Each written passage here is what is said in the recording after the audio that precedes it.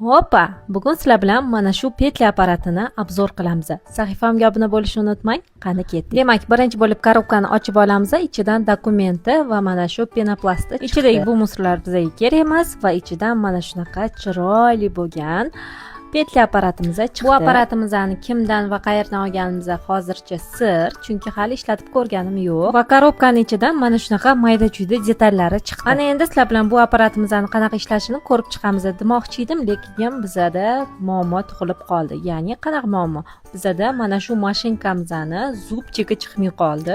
Bu ikkita mixchasini chiqarib olish uchun har qanaqa usulni qo'llab ko'rdim. Va hattoki obunachilarim aytgan usulni ham qo'llab ko'rdim, ya'ni yog'ini tomizib burab ko'rishi, lekin u ham foyda bermadi. Yana qanaqa usullarini bilasizlar, kommentariyada yozib qoldiringlar. Mana shu ikkita mixchani chiqarib olishimga yordam bersanglar, juda ham xursand bo'lgan bo'lardim. Mana shu ikkita mixchani chiqarib olsam, sizlarga albatta reels qilib qo'yib beraman. Bu apparatni olishga arziydimi yoki yo'qmi? Keyingi videolarni o'tkazib yubormaslik uchun sahifamga obuna bo'lishni unutmang.